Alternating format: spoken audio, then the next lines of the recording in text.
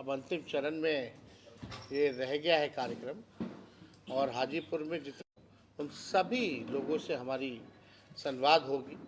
Party को और कैसे संगठन को मजबूत किया जाए, विचारधारा को और जन जन तक कैसे पहुंचाया जाए, इसके लिए हम लोग सब लोग यहाँ सर हम लोगों को पता चला, कार्यकर्ताओं ने जो दिया, क्योंकि अलग अलग लोकल इश्यूज जो होते हैं, स्मार्ट मीटर से लोग परेशान हैं, बिजली के बिल से लोग परेशान हैं, लैंड सर्वे जो हो रहा है उससे जो है लोग परेशान हैं, और इन सारे मुद्दों को पिछले बार भी हम लोगों ने विधानसभा में उठाया था, और आगे भी जो सत्र बजट सत्र आएगा बिहार विधानसभा में, इन मुद्दों को हम लोग उठाएंगे। लेकिन उसी फीडबैक के अनुसार हम लोगों ने तय किया कि अगर हम लोगों की सरकार बनेगी तो माई बहन मान योजना के तहत 2500 रुपये हर प्रति माह महिलाओं के खाते में हम लोग देंगे, और 200 यूनिट फ्री में बिजली देंगे। वृद्धा पेंशन और सामाजिक सुरक्षा पेंशन जो 400 है, वो 400 से बढ़ा करके 1500 हम लोग करने का काम करेंगे। गैस सिलेंडर की भी बात आई है, बहुत महंगा है, चूल्हा जलाना गांव में मुश्किल हो गया इस महंगाई में, तो उसको भी बात हो रही है 500 करने की। तो हम सब लोग जनता के बीच जा रहे हैं, कार्यकर्ताओं के बीच जा रहे हैं, महिलाओं से संवाद कर रहे हैं, किसानों से भी हम मिलते हैं कभी कभी जब मौका मिलता है। तो क्या रोड मैप होगा ताकि बिहार की गरीबी, बेरोजगारी और महंगाई को कैसे दूर करें, बिहार को अव्वल राज्यों में कैसे ले जाएं, उसके बाद विस्तार से हम लोग बताएंगे। देखिए, आज आने में आप लोगों के बीच थोड़ी देरी हो गई क्योंकि बजट चल रहा था, और देखना मेरा ज़रूरी भी है क्योंकि मुझे पता था कि आप लोग ज़रूर इस विषय में आप सब लोग पूछेंगे।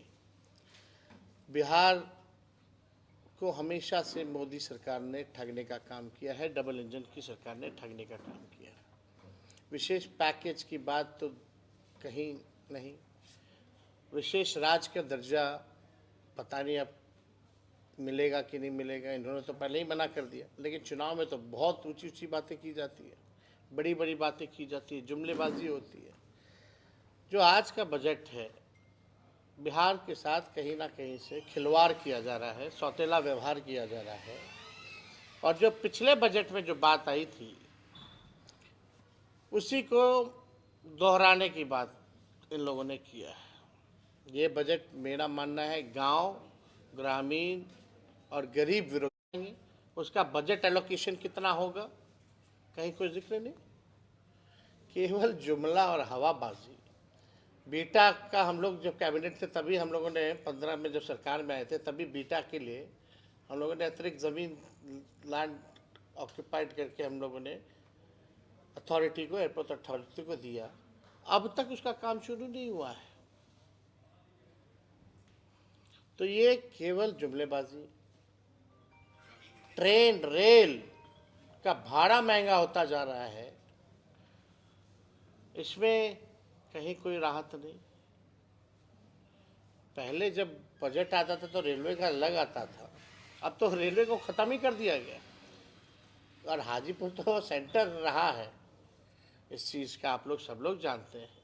लोग इच्छुक होते थे कि भाड़ा कम होगा कि बढ़ेगा, कौन सी नई गाड़ी मिलेगी, कहाँ हॉल्ट होगा, कौन सा नया ट्रेन चालू होगा, कहाँ गया वो सब। तो देखिए, ना बिहार को कुछ मिला है, ना ये देना चाहते हैं, ये केवल जुमलेबाजी है।